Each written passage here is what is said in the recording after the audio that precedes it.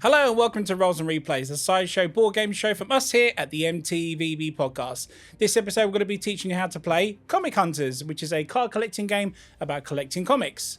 And this plays up to 1 to 4 players by Spin Masters. We're just going to bring this to the table and we're going to start first with the setup. Right, so we're going to set up for a 4-player game. Here is our board to start with. And then when you have the tokens here, there'll be 4 of a specific colour, so hand those out to the players. And what you're going to do is you're going to take 3 of your tokens to place in 1, 2, 3. And then your 4th token is going to be placed up here on the bidding section. And it should look like this.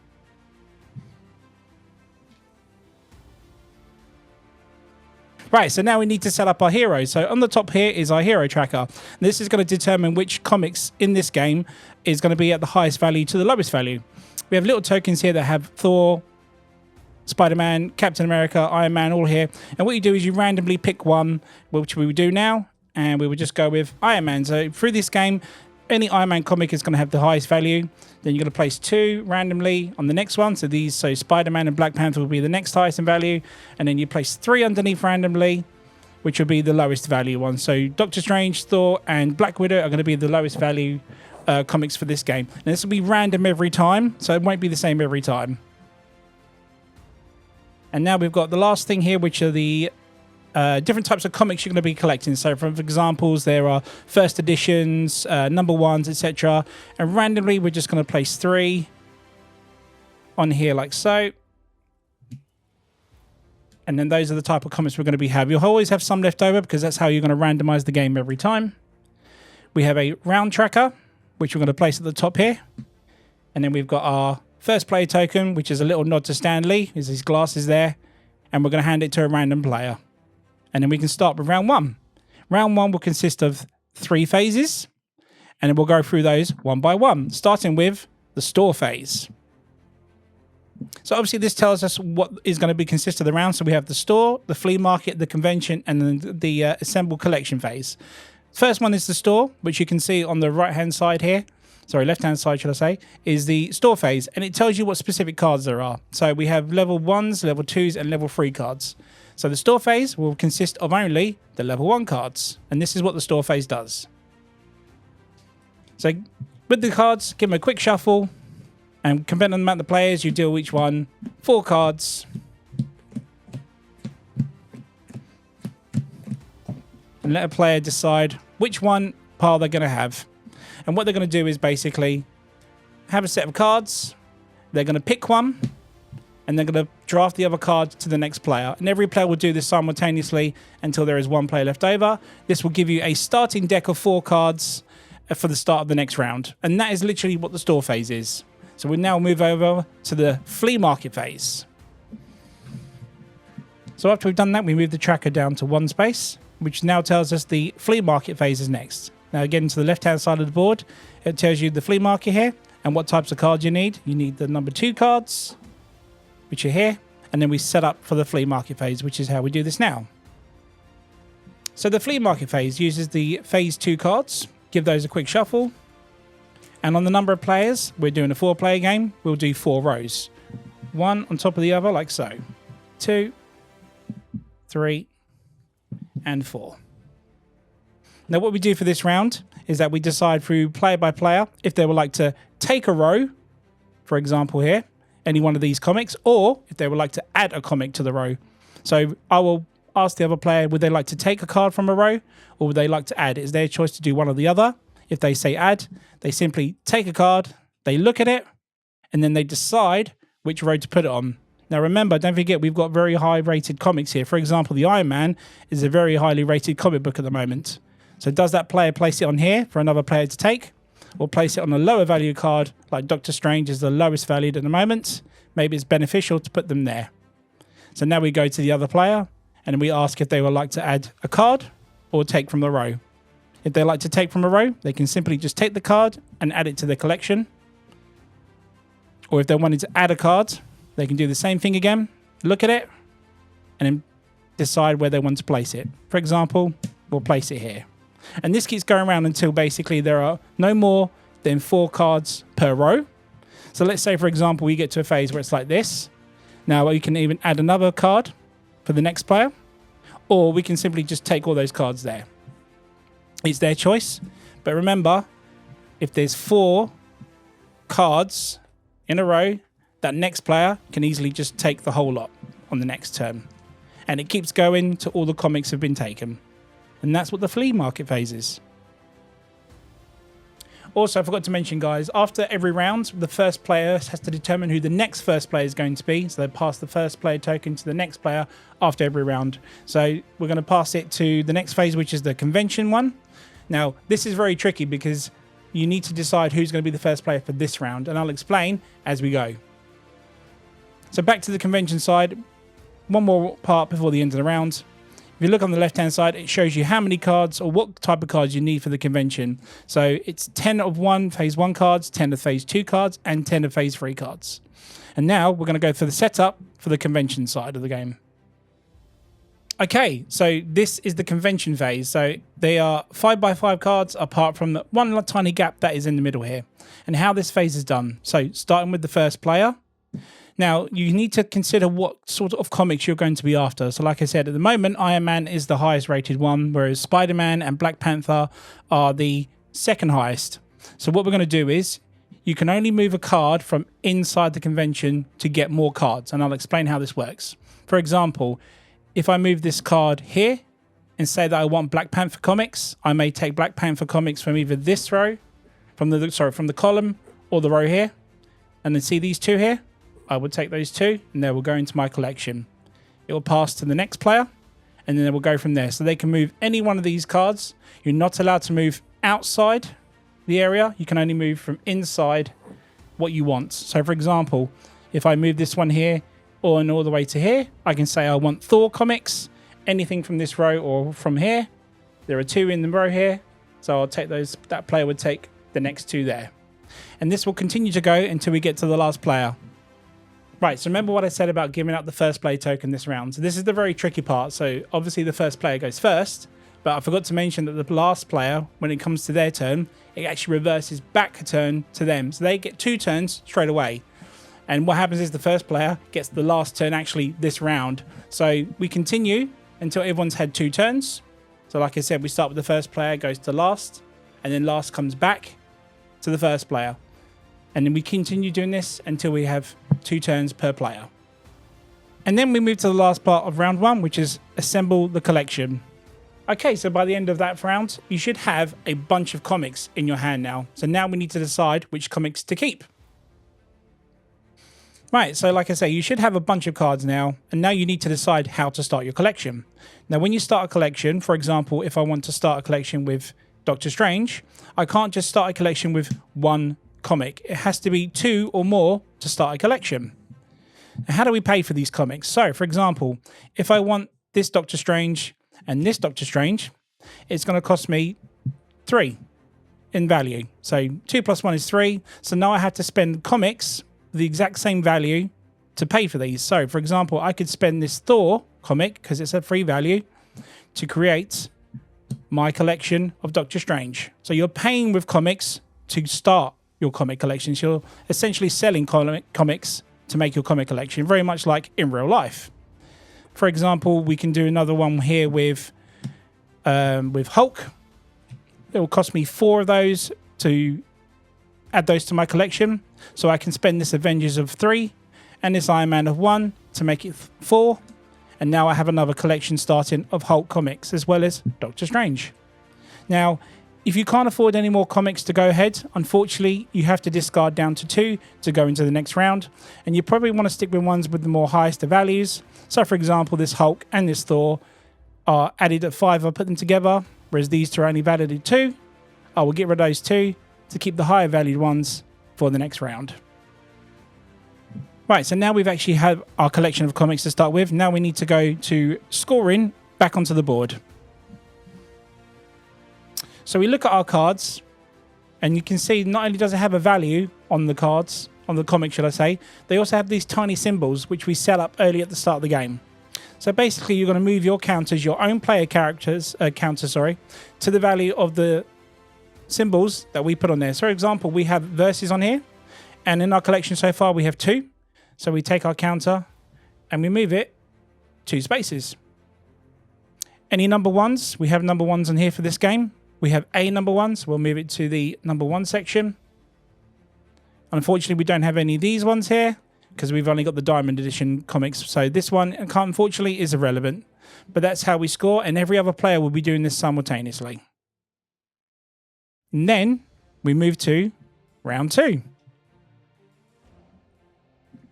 So round 2 starts with the store phase again. If you ever want to remember what that is, again, just go back to the beginning of the video. But it's essentially just a repeat of drafting 4 cards and then 1 taken per player. And then we move to what we call the auction phase.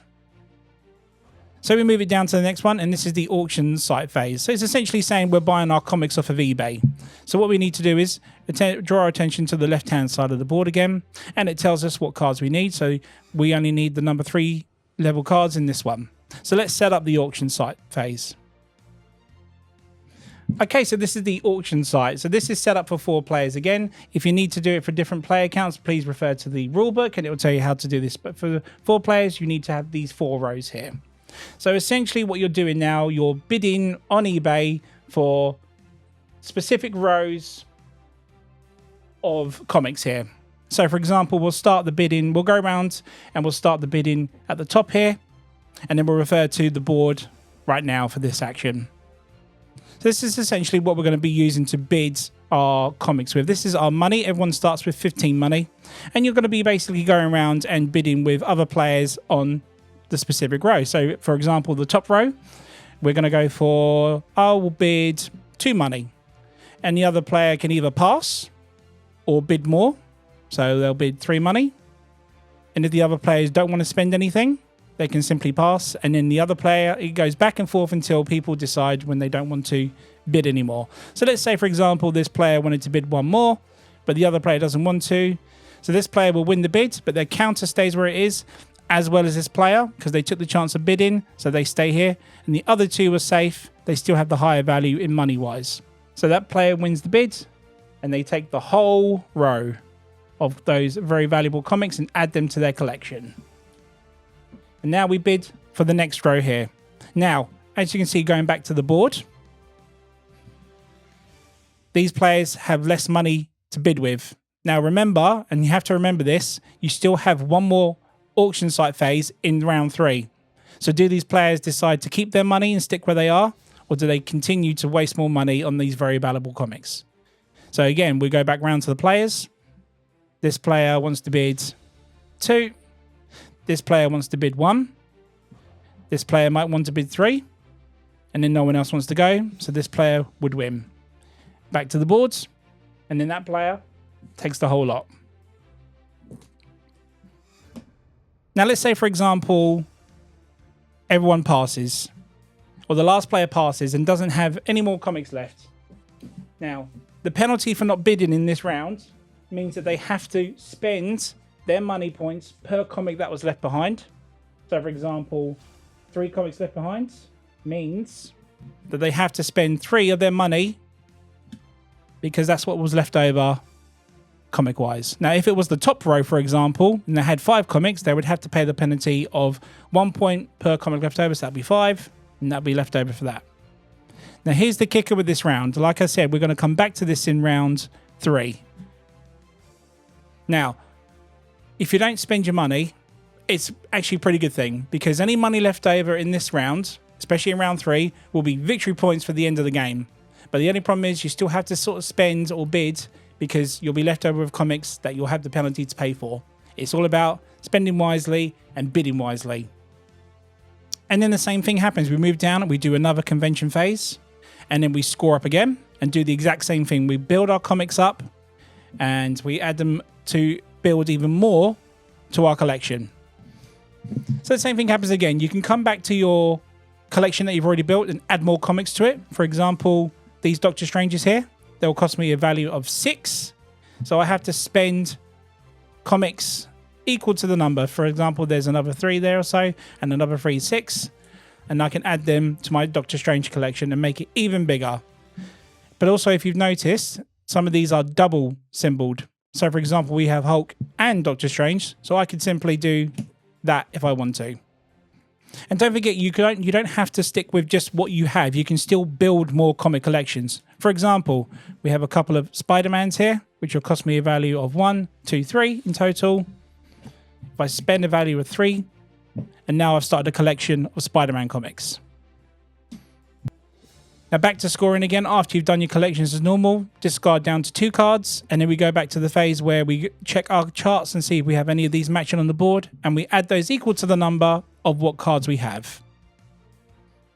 Okay, and then back to round 3. As we can see, you just referred to what we were doing earlier on. So the flea market, the auction, and the convention. We've done all those before. If you ever need a refresher, go back and look at the video on how they're done.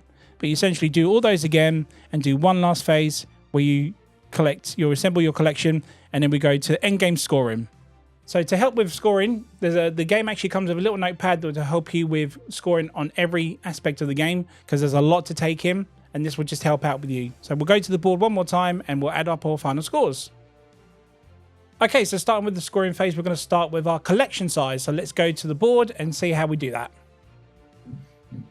So remember what I said about how certain sizes, certain collections are more in value. So like Iron Man, Black Panther, and Doctor Strange are all high valued from going downwards. So first, second, and third. So we're going to revert to our collection and find out what comics we have and see how many we have of those comics. So after 3 rounds of the game, this should be a rough idea of the collection sizes you had. So we're going to go with what was most important. We only have 1 Iron Man, which doesn't have any value at the moment because it's only 1. You need 3 or more to at least be on the track. So we'll start with Black Panthers, for example. So we have 3 Black Panthers in our collection. And we'll revert to the board and see how many we score for that. So back to the board. As you can see, Black Panther is the second highest. We have 3 of them. So we move down the track. We score 5 victory points for our collection of Black Panthers. So let's go to our Doctor Stranges. And on our Doctor Strange side, we have 1, 2, 3, 4, 5. So let's revert back to the board for that. So Doctor Strange here being second place. We go to 5. We go the way down. We scored 10 points for our Doctor Strange collection. And then I think we do believe in our collection we have copies of Thor. So let's go back to the table for our Thor comics. Okay, so our Thor collection here. Let's count how many we have of those. 1, 2, 3, 4, 5, 6, 7, 8, 9 comics there. So let's revert back to the board to see how many we score for that. Now, Thor being the least in value, obviously we're still going to get scored for it, but not as much as we would for other comics. So we move across. We had 9 of them, didn't we? So let's move all the way down to the bottom. So Thor would cost us 16 points for our collection of Thor comics. And now we go to the next part of scoring, which is the collection variety. So let's go back to the board and see how many different comic varieties we actually have. So back to our little example here. So we need to see how many different collections we have on our board here, which is 1, 2, 3, 4, 5. So we go back to the player board here to see how many we score for that. On the little varied collections here, we move it down to the number of collections we have, which is 5. So we score 15 points for that there. And then we move to the secret stash scoring phase. So let's check that out. So back what I said about the auction site here. If you're left with any money, you'll be scoring that many points of the money you actually left over. So we see where the counters are on the secret stash here. For example, this token here will give me 4 points. This one here 5. And these 2 players here will get 6 victory points. And then we move to the highlight scoring phase. There's 3 of those. So let's do those one by one. So this is the highlight side of the scoring phases. So remember what I said about the icons that are on your cards. So we're going to do this one by one to see who got the furthest on each row. For example here, and this one here, for anyone who had the most diamonds on their comics, which is this one here, the green one, they will score 15 points for first place. If you're a second, like the orange, you get 12. Your third, you get 8 for that one. And fourth, third. And it's exactly the same for the other 2 ones here. So the versus comics, whoever was first in that, this, and so on and so forth. And the number ones, exactly the same. Add those all up, your total, and then you score whatever it is. And then the person with the most points wins the game. And that's how to play Comic Hunters. Now, if I've forgotten anything, then please leave a comment or and just let me know if there's anything I left out. But anything else that you need attention to, please look at your instruction book. Again, we've done this for a 4-player game. There are different rules for 3, 2, and 1 players. And it's merely just not many rows as before with certain variety of comics. Apart from that, that is pretty much how you play the game. So if you like what you saw, please follow us on YouTube, on Instagram, or any of our socials. And a like, share, comment, or subscribe goes a long, long way. And enjoy.